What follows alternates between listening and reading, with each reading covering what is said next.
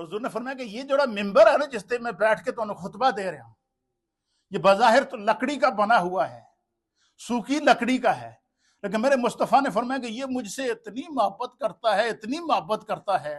کہ حضور نے فرمایا میں نے اس سے وعدہ کیا ہے کہ جس طرح میں مسجد نبوی میں تم پر بیٹھ کر خطبہ دیتا ہوں، اسی طریقے سے جب میں حوض کوثر پر موجود ہو کر اپنی امت کو اور پوری تمام نبیوں کی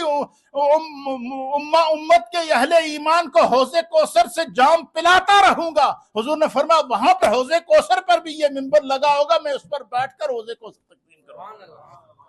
آپ مجھے بتائیں اگر لکڑی کی نسبت مصطفیٰ سے ہو جائے تو قیامت تک وفا نبھانے کا وعدہ میرے مصطفیٰ نے کیا ہے، پتھر کی نسبت مصطفیٰ سے ہو گئی، قیامت تک میرے مصطفیٰ نے اس وفا کو نبھانے کا وعدہ کیا ہے، زمین کے ذروں کی جن کی نسبت میرے مصطفیٰ سے ہو گئی، حضور نے ان کی محبت کا قیامت تک صلہ دینے کا وعدہ فرمایا ہے۔ تو جو ہوئی رسول اللہ کا امتی اور حضور پر ایمان رکھتا ہو، وہ کتنا ہی گناہگار کیوں نہ ہوگا، اس کی شفاعت میرے مصطفیٰ ضرور کریں گے۔ اس لیے کہتے ہیں کہ نبی علیہ السلام کی نسبتوں سے بھی محبت کی جائے۔ حضور نے فرمایا کہ میرے گھر سے لے کر میرے منبر تک یہ جو زمین کا ٹکڑا ہے جو دن رات میرے قدم چومتا ہے، کیا حضور نے فرمایا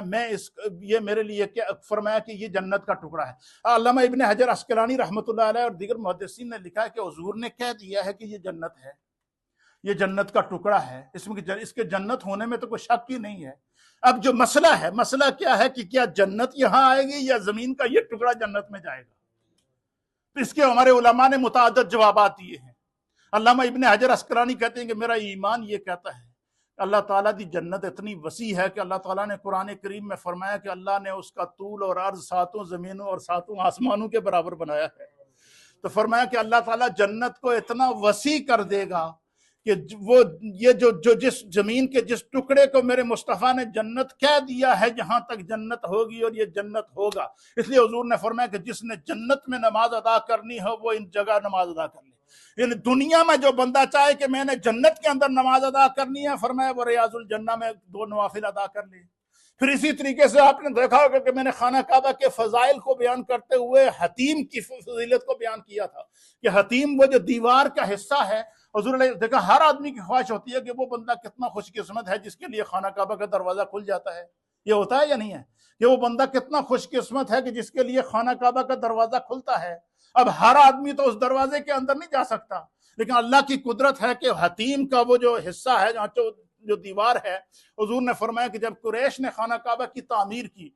تو ان کے پاس اتنا فنڈ نہیں تھا کہ وہ اس کی تعمیر کو مکمل کر سکتے، تو ان کے پاس جتنا فنڈ تھا اسی کے مطابق انہوں نے کر دیا، تو وہ کونا انہوں نے چھوڑ دیا جو کعبے کے اندر کا حصہ ہے۔ تو نبی علیہ السلام کی بارگاہ میں ام المؤمنین سیدہ عائشہ صدیقہ رضی اللہ تعالی عنہا نے عرض کیا کہ یا رسول اللہ،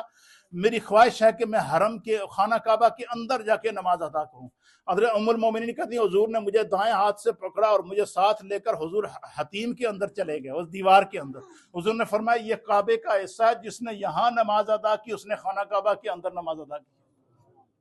اسی طریقے سے فرمایا کہ جس نے اس دیوار کے اندر اس ایریے میں نماز ادا کی وہ یوں سمجھ لے کہ وہ کعبے کے اندر نماز ادا کر رہا ہے۔ اسی طریقے سے میرے مصطفیٰ نے فرمایا کہ ما بین بیتی و روزتی و منبری روزتم من ریاض الجنہ، میرے گھر سے لے کر منبر تک کا یہ زمین کا ٹکڑا ہے، اگر کوئی یہ چاہتا ہے کہ دنیا میں جنت میں نماز ادا کرے وہ یہاں ادا کر لے۔ کیوں؟ زمین کا یہ ٹکڑا ہے جس نے ہر وقت مصطفیٰ کے قدم کو چوما۔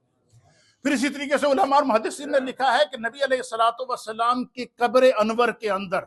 حضور اپنی قبر کے اندر اس وقت جو موجود ہیں،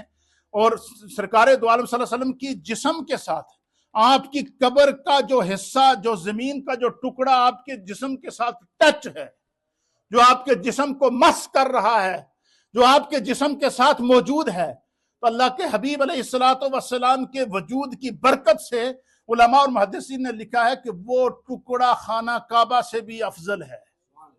قبر شریف کا وہ حصہ جو مصطفیٰ کے قدم، مصطفیٰ کے جسم کے ساتھ ٹچ ہے ہر وقت، وہ فرمایا کہ وہ خانہ کعبہ سے بھی افضل ہے، وہ عرش سے بھی افضل ہے۔ کیوں؟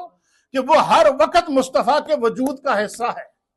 تو آپ مجھے بتائیں کہ اگر زمین کا ذرہ مصطفیٰ کے ساتھ کے جسم کے ساتھ ٹچ ہو جائے تو وہ کعبے سے افضل ہو جاتا ہے. اسی لیے نبی علیہ الصلوۃ والسلام کی جو امت ہے اس کو اللہ نے خیر الامم قرار دیا ہے. یہ کموں پہ 1.25 لاکھ انبیاء کی امتوں میں مصطفیٰ کی امت ایسی امت ہے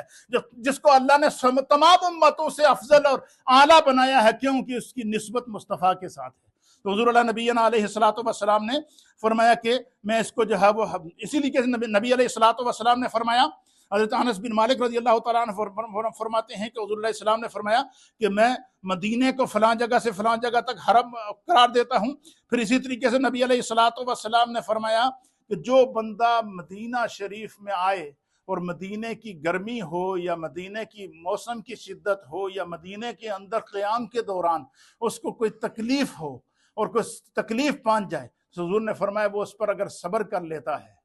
سرکار نے فرمایا کہ میں مصطفیٰ اس کی شفاعت کی اس کو گارنٹی دیتا ہوں. فرمایا کیونکہ فرمایا کہ جو حرم میں جو لوگ جاتے ہیں وہ ضیوف اللہ، وہ اللہ کے مہمان ہیں،